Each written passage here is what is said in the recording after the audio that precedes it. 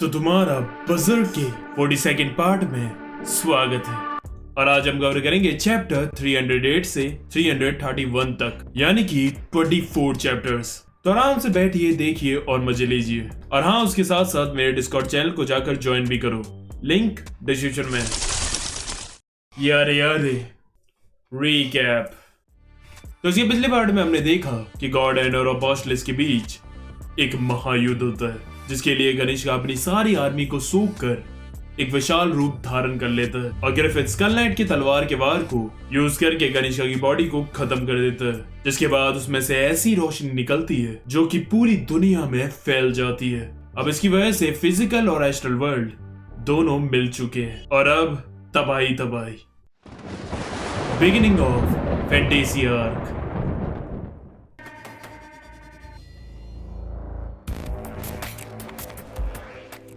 तो हम देखते हैं बॉसमैन को, जो अपने क्रूमेट्स को जबरदस्ती कह रहा था रोड्रिक का पीछा करने के लिए, क्योंकि अभी इतनी मरवाने के बाद भी उसे उससे बदला लेना था। तभी उसके पीछे कई सारी अजीब सी चीजें उनकी शिप को घेर लेती हैं। फिर हमें दिखाया जाता है समुद्र में बड़े बड़े सी ड्रैगन्स को। क्या है कि जब से वो लाइट दुनिया पर पड़ी है, एस्ट्रल वर्ल्ड के सारे जीव इस दुनिया में आ गए हैं। अब हम सुबह देखते हैं रोड्रिक की शिप पर शिरिके उसे बताती है कि उसे कुछ फील हुआ है और कुछ मॉन्स्टर उनकी शिप पर अटैक करने के लिए आने वाले हैं। तभी कैस्का के ब्रांड से खून आने लगता है और तभी एकदम से समुद्र के नीचे से एक शिप निकलती है, जो कि बॉसमैन की थी, लेकिन उसमें से कुछ डार्क ऑरा निकल रहा था। और फिर वो सब देख हैरान हो जाते हैं, क्योंकि जो बॉसमैन और उसके साथी थे वो एक्वेटिक एनिमल जैसे लग रहे थे और साफ दिख रहा था कि रात में जो अटैक हुआ उसके बाद उनकी ये हालत हुई। लेकिन अभी भी बॉसमैन अपने होश में था और उसे अभी भी रोड्रिक से बदला लेना था, इसलिए तभी उनकी शिप से कुछ एक्वेटिक डीमंस निकलकर उनकी शिप पर हमला करते हैं। तभी हम देखते हैं कि एक ही बार में उनके टेंटिकल्स कट जाते हैं और वहां एंट्री होती है गट्स की। फिर बाकी के डीमंस भी उस पर हमला करते हैं और वो उन सबको भी काट देता है। ये देखकर बॉसमैन की हालत खराब हो जाती है कि ये साला इंसान है कि क्या है। फिर बॉसमैन वहां अपने सबसे बड़े डीमन ऑक्टोपस को वहां लेकर आता है, जिसे गट्स बड़ी चालाकी से पहले उसके पास जाता है और अपना हाथ उसके मुंह में घुसेड़ कर कैनन चलाते हुए उसी के साथ साथ अपने ब्लेड से उसका मुंह काट देता है। और तभी बिना वक्त जाया करे रोड्रिक अपनी कैनन से उसकी शिप को उड़ा देता है। तभी वो सब नोटिस करते हैं कि सनराइज होने वाला है और उनकी शिप फिर से पानी के अंदर चली जाती है। फिर वो सब गट्स की तारीफ करने लगते हैं उन्हें बचाने के लिए। रोड्रिक को पता चल जाता है कि हमले के बाद उनकी शिप को काफी नुकसान हुआ है, इसलिए फिर उन्हें आगे एक आइलैंड पर रुकना पड़ता है। कीके कहती है उस रोशनी के बाद पूरी दुनिया बदल गई है। गट्स कहता है सही कहा, जब से वो रोशनी होकर गुजरी है तब से मेरे ब्रांड से खून रुक ही नहीं रहा। अब मना करने के बाद भी इसीदरो आइलैंड को अकेले एक्सप्लोर करने के लिए भाग जाता है, जहाँ उसे एक गुफा दिखती है और जैसे ही वो उसके करीब जा रहा था तभी पीछे से एक लड़की आकर उसे कहती है उसके अंदर मत जाओ, वहाँ खतरा है। और उसके सर पर एल्फ को देखकर वो इम्प्रेस हो जाती है। इसी तरह से पूछता है इस गुफा में ऐसा क्या खतरनाक है। वो बताते हैं इधर सी गॉड रहते हैं जो बड़ी बड़ी शिप्स को एक साथ निकल जाता है। ये सुनकर इसी तरह जोश में आ जाता है और आगे गुफा की ओर बढ़ने लगता है। तभी उसका पैर फिसलता है और वो समुद्र में जाकर गिर जाता है। दूसरी तरफ रोड्रिक और बाकी सब शहर में घूम रहे थे और वहाँ के लोग घरों से उन्हें चुपचाप देख रहे थे, लेकिन कोई बाहर नहीं आ रहा था। तभी उन्हें वहाँ एक अजीब सी चीज दिखती है जिस पर लोगों ने मछलियों की भेंट चढ़ा रखी थी। शिके उसे देखकर बताती है ये कोई एंशिएंट गॉड है, लगता है इस आइलैंड पर अभी भी इनकी पूजा होती है। अब आइलैंड में आने के बाद ही शिके को कुछ अजीब सा महसूस हो रहा था और इसीलिए वो उस ऑरा का पीछा करते हुए देखने जाती है कि असल में वो चीज है क्या। दूसरी तरफ वो लड़की सीधरो को अपने घर ले जाती है और वो वहाँ आग में अपने कपड़े सुखा रहा था और वो लड़की भी वहीं चेंज कर रही थी। इसी तरह से ऐसे देखकर पिघल जाता है। वो फिर उसे बताती है कि उसका नाम इज़मा है। दूसरी तरफ गट्स और बाकी सब एक रेस्टोरेंट में खाना खाने के लिए आते हैं, जहाँ मछलियों से वॉल डेकोरेट कर रखी थी। तभी गट्स नोटिस करता है कि पीछे जो दो कस्टमर हैं उनकी बॉडी बिल्कुल बॉसमैन की बॉडी की तरह लग रही थी। वो समझ जाता है कि यहाँ कुछ ना कुछ गड़बड़ जरूर है। अब उस अजीब से ऑरा को फील करते हुए श्रीके उस गुफा तक पहुंच जाती है और इसी तरह के डैगर को वहां गिरा हुआ देख वो तुरंत उसे कांटेक्ट करती है और उसे दिखता है और एकदम से समुद्र के नीचे से कुछ डीमंस आकर उस पर अटैक करते हैं। दूसरी तरफ हम देखते हैं कि इस्मा इसी तरह से बात कर रही थी, लेकिन उसकी नजर कहीं और ही थी। तभी हम देखते हैं कि वहां श्रीके आती है उन डीमंस को मारकर और तभी उसे ईस्मा के एस्ट्रल बॉडी के चारों ओर मछलियां घूमते हुए दिखती हैं। अब इसी तरह क्रीके और ईस्मा बात कर रहे थे और उन्हें वो बातों बातों में बताती है कि वो एक मरमेड है और फिर वो कहती है अरे मैं मजाक कर रही हूँ, लेकिन हाँ मेरी माँ जरूर एक थी और इसीलिए गाँव वाले मुझसे दूर रहते हैं क्योंकि उन्हें लगता है कि मैं भी एक जलपरी हूँ। जब मेरे पापा मरने वाले थे तो उन्होंने कहा था कि एक दिन मेरी माँ मुझे वापस लेने जरूर आएंगी। पता है मेरे घर के बाहर जो शी शेल्स और टर्टल्स लगे हैं वो मेरी माँ ने ही लगाए हैं। ऐसा कहते हैं कि वो उन्होंने मुझे प्रोटेक्ट करने के लिए लगाया था। शी कहती है लेकिन यहाँ के लोग जलपरी से नफरत क्यों करते हैं, वो तो बहुत अच्छी जीव होती है जो इंसानों की मदद करती है। इसमें उसे बताती क्या है कि बहुत सालों पहले एक सी गॉड था जो समुद्र में रहता था और वो अटैक करके कई सारे शिप्स डुबाता था, इंसानों और दूसरी फिशेस को खा जाता था, जिसके बाद सारी जलपरियों ने डिसाइड किया उसके खिलाफ लड़ने का और उस बैटल में कई मरमेड्स की मौत भी हुई। लेकिन आखिरकार वो सी गॉड को इस आइलैंड पर कैद करने में कामयाब रही। लेकिन हर पूर्णिमा के दिन सी गॉड की पावर काफी बढ़ जाती है और अब क्या है कि यहाँ के लोगों को सी गॉड के अगेंस्ट जाने से डर लगता है, इसलिए उन्होंने बचने के लिए मरमेड से ही नफरत करना चालू कर दिया। दूसरी तरफ हम देखते हैं कि वहाँ रेस्टोरेंट के बाहर कई सारे गाँव वालों ने उन्हें घेर लिया था। पीछे गर्ड्स देखते हैं तो वो कुक कहता है तुम अच्छी खुराक बनोगे हमारे सी गॉड के लिए। गर्ड्स उस पर अटैक करके उसकी आंख फोड़ देता है, लेकिन फिर वो वही एक्वेटिक डीमन में बदल जाता है जिसे वो तुरंत बीच में से काट देता है और बाहर भी वो सारे गांव वाले डीमंस में बदल जाते हैं और फिर उन्हें मारने के लिए गर्ड्स बाहर जाता है। And what a fucking panel. तभी शिकी को रियलाइज होता है कि गर्ड्स और बाकी सब मुश्किल में है। वहाँ गर्ड्स और सर्पी को उन सारे डीमंस को काट रहे थे। वो उधर देखते हैं कि कई और सारे डीमंस आकर उन्हें वहां घेर लेते हैं। नीचे पहाड़ से शिकी देखती है कि बॉसमैन की शिप पहाड़ पर चढ़ रही होती है, जो कि एक शिप के लिए करना इम्पॉसिबल है। और गर्ड्स और बाकी सब वहां डीमन से लड़े जा रहे थे और लड़ कर वो थक जाते हैं, लेकिन डीमंस खत्म नहीं हो रहे थे। तभी वहां बॉसमैन की भी एंट्री होती है और अब उन्हें पता चलता है कि बॉसमैन की जो शिप थी उसके अंदर एक बड़ा सा डीमन है जो उनकी पूरी शिप को कंट्रोल कर रहा है और उसके अंदर से ही वो छोटे छोटे से डीमंस निकल रहे थे। अब गर्ड चारों ओर देखता है तो हर जगह डीमंस थे और वो समझ जाता है कि अब उस पे और कोई चारा नहीं है, उसे कैस्का को किसी भी हालत में बचाना है। बस वो ना चाहते हुए भी अपना बर्सर्कर आर्मर पहन लेता है और वो चलकर उस पर अटैक करने के लिए जाता है और सीधा जाकर उसकी शिप पर कूदता है। And just look at this masterpiece. अब गर्ड्स गुस्से में चिल्लाता है और सीधा जाकर उस डीमन पर अटैक करता है जो बॉसमैन की शिप को कंट्रोल कर रहा था और फिर वो चलकर दूसरे डीमंस को काट देता है और उसका शरीर उन डीमंस के खून से भीगा हुआ था। पीछे से ईस्मा भी ये देखकर हैरान हो जाती है।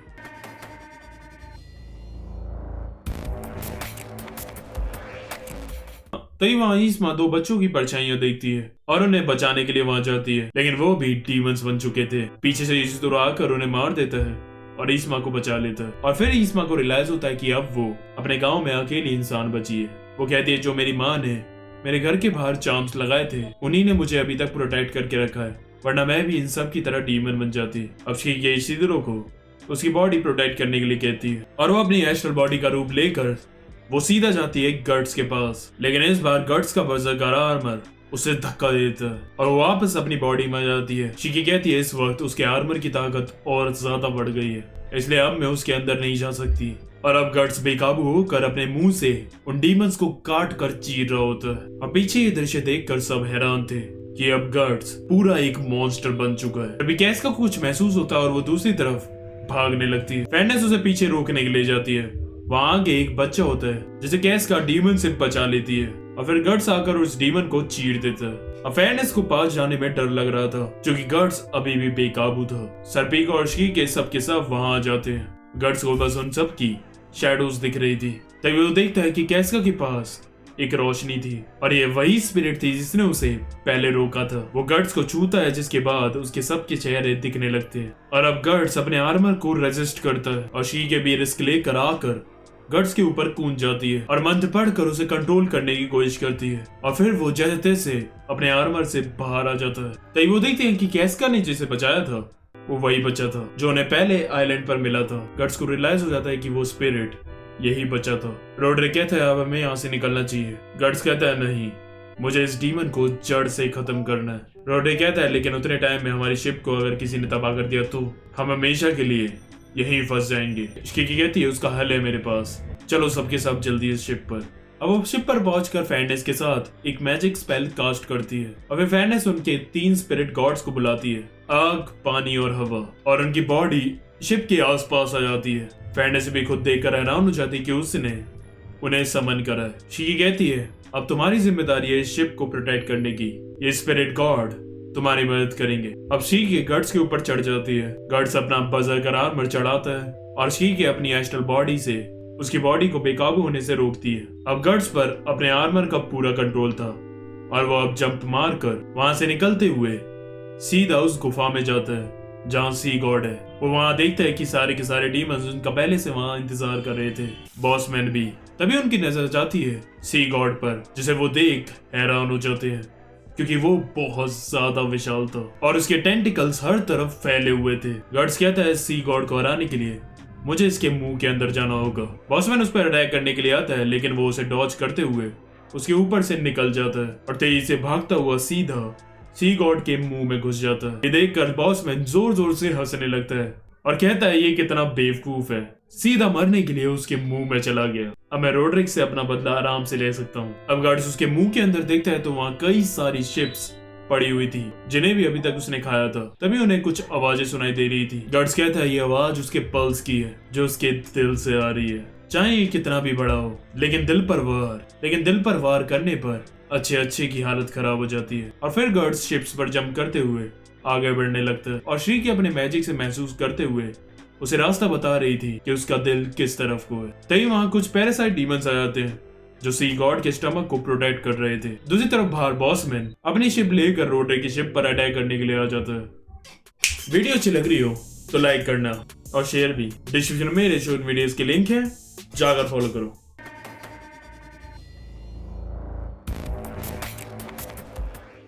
अब इसी तरह और बाकी सब बॉसमैन से लड़ने के लिए बढ़ते हैं। दूसरी तरफ गार्ड्स उन पैरासाइट डीमन से बचने के लिए शिप से कूदकर ऊपर उसके मुंह पर तलवार से वार कर वहां लटक जाता है, लेकिन थोड़ी देर बाद ही वजन से उसकी तलवार सरकने लगती है और वो नीचे गिरने लगता है। लेकिन ब्लेड से उसने जो स्टमक पर काटा था वो छेद बड़ा हो जाता है और उसमें से जो एसिड का कॉन्सेंट्रेशन बना हुआ था वो कट की वजह से रिलीज हो गया था और उसमें से जो हवा आती है वो गार्ड्स को ऊपर खींच लेती है। अब वहां अंदर वो देखते हैं तो वहां और कई सारे पैरासाइट डीमंस थे जो सी गॉड को अंदर से प्रोटेक्ट कर रहे थे। दूसरी तरफ इसीद्रो बॉसमैन को काफी अच्छी टक्कर दे रहा था। शिप पर जो उसने एजान के साथ ट्रेनिंग की थी वो अब काम आ रही थी। फिर मौका देखकर इसीद्रो अपना बिनी बॉम्ब उनके शिप के डीमन के मुंह में डाल देता है, जिसके धमाके से उसमें आग लग जाती है और ये देखकर उसकी क्रूमेट्स लड़ने से मना कर देते हैं, जिसके बाद ना चाहते हुए भी बॉसमैन को पीछे हटना पड़ता है और वो उन्हें धमकी दे रहा था कि वो वापस जरूर आएगा।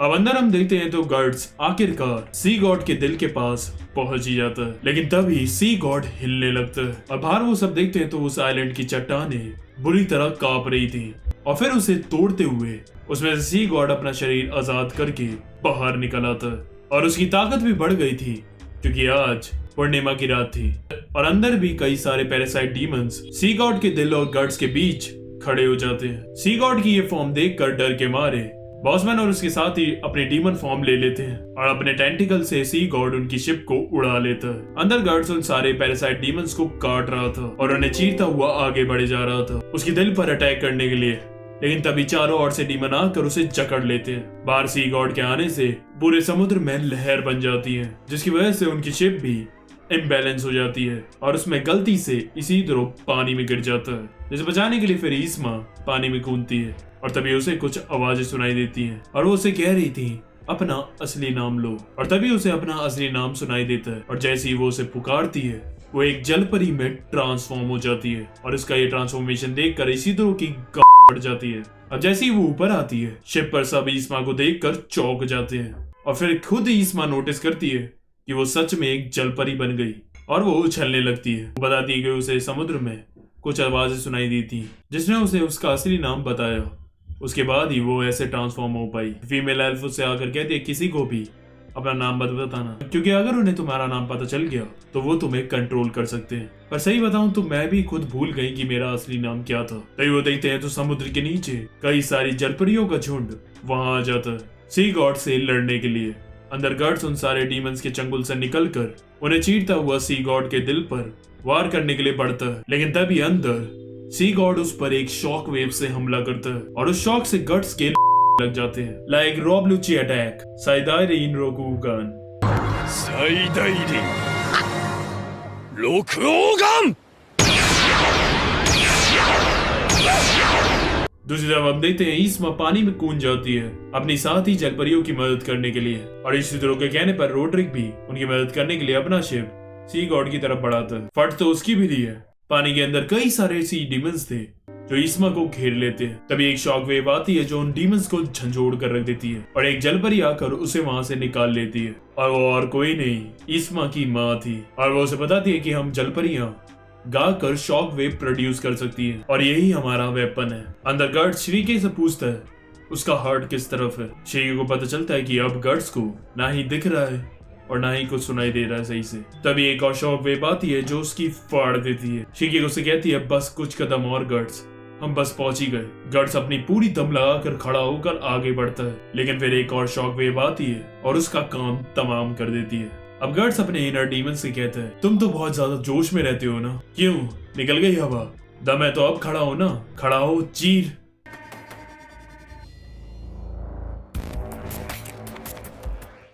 तभी हम बाहर देखते हैं तो वो सारी जलपरियां साथ में गाकर शॉक वेव प्रोड्यूस करने लगती है, जिससे सी गॉड को काफी तकलीफ होने लगती है। श्रीकी गर्ड से कहती है यही तुम्हारा मौका है, गर्ड्स जल्दी खड़े हो। और फिर गर्ड्स खड़ा होता है और उसका दिल चीर देता है, और उसमें से कई सारा खून निकलता है जो गर्ड्स को बहा कर ले जाता है। और बाहर वो देखते हैं तो सी गॉड के मुंह से खून की उल्टी हो रही थी। अब सी गॉड खत्म हो चुका था और धीमे धीमे उसकी बॉडी पानी में डूबने लगती है। पीछे हम देखते हैं शी अपनी बॉडी में वापस आ जाती है और वो होश में आकर कहती है गर्ड्स तो अंदर ही रह गया, वो अपने आप वापस नहीं आ पाएगा।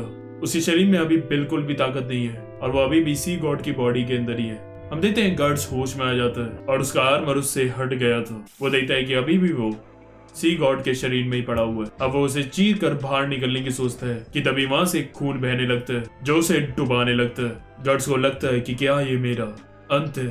तभी फिर से उस बच्चे की स्पिरिट आती है और वो उसे बाहर निकलने का रास्ता दिखाती है और फिर गर्ड्स उसके पीछे पीछे जाने लगता है। दूसरी तरफ रोड्रिक और उसके साथी गर्ड्स को ढूंढने के लिए सी गॉड के मुंह के अंदर जाते हैं, लेकिन उन्हें वहां कुछ नहीं दिखता। फिर उन्हें तुरंत ही वहां से बाहर निकलना पड़ता है क्योंकि सी गॉड की बॉडी डूब रही होती है। अब गर्ड्स उस स्पिरिट का पीछा करते हुए जा रहा था और तभी जलपरियां उसे ढूंढ लेती हैं और फिर वो सब उसे बाहर ले आती हैं। हम देखते हैं वो बच्चा गर्ड्स को घूरे जा रहा था। अब हमें दिखाया जाता है कि वो सारी जलपरियां अब उनकी शिप को दिशा दिखाते हुए उन्हें एल्फ हेल्प तक पहुंचाने में उनकी मदद कर रही थी। ईस्मा अपने इंसानी रूप में वापस आ जाती है। इसी तरह से कहते हैं तुम्हें अपनी माँ और बाकी जलपरियों के साथ वापस नहीं जाना। वो कहती है नहीं, उनके पास तो मैं वापस भी चली जाऊंगी। अरे मुझे तुम लोगों के साथ रहकर पूरी दुनिया देखनी है। अंदर हम देखते हैं श्रीके और फेयरनेस गर्ड्स को अंदर हील कर रहे थे। दूसरी तरफ कैस्का जागती है और देखती है कि वो बच्चा फिर से गायब हो गया। सब फिर उस बच्चे को पूरी शिप में ढूंढते हैं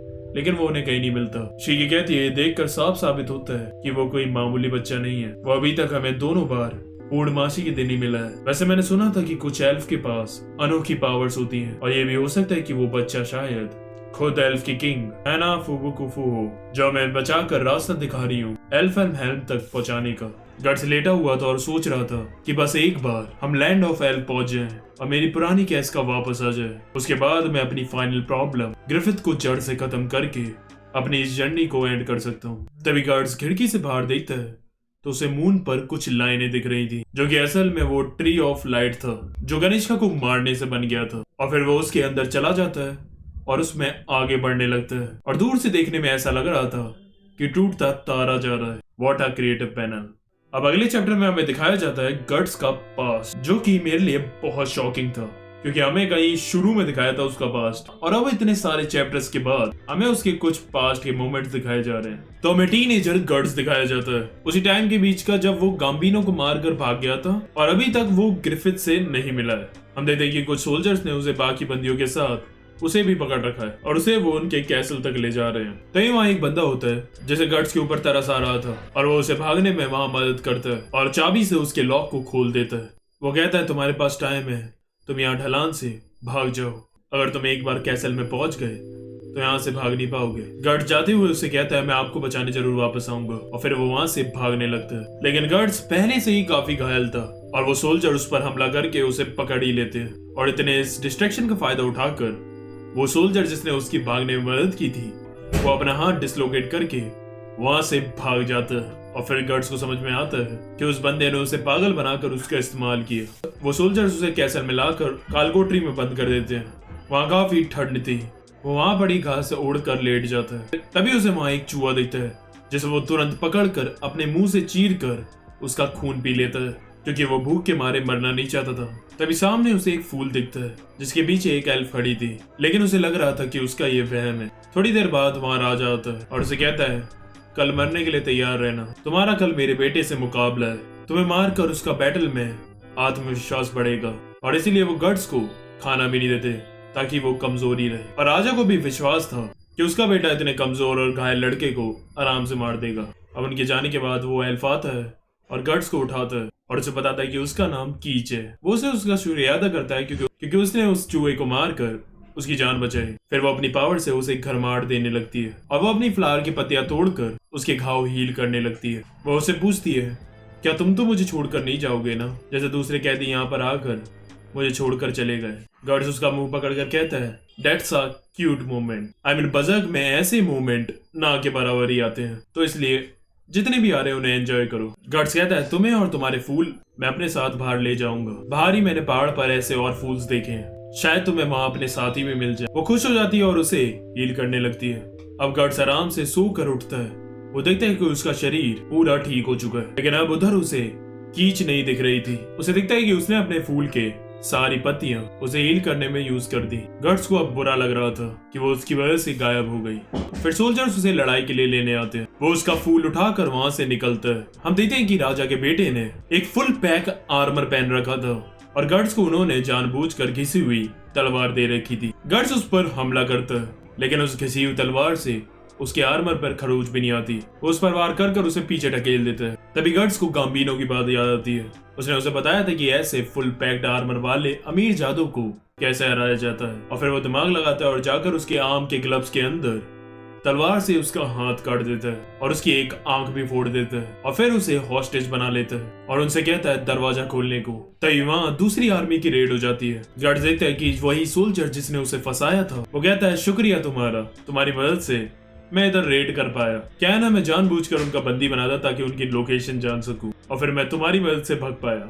अब वहाँ भसड़ से बाहर निकलकर गार्ड्स पहाड़ पर जाकर वो फूल रख देता है जैसा उसने उससे वादा करा था, और वहां से चला जाता है। और बस यहीं ये पार्ट खत्म हो जाता है। ये पार्ट तो तब भी तुम्हें थोड़ा एवरेज लगा होगा, लेकिन इसके आगे वाले चैप्टर्स में बहुत मजा आने वाला है जब ये एल्फहेल्म पहुंचेंगे और हमें पता चलेगा कि क्या कैस्का की यादें वापस आएंगी या नहीं। और हाँ, एक छोटा सा टीजर अगले पार्ट के लिए, कोई गिरफ्त के खींच कर गाल पर चाटा लगाने वाला है। लाइक शेयर सब्सक्राइब यार कर दो। आज के लिए बस करते हैं। आरेगा तो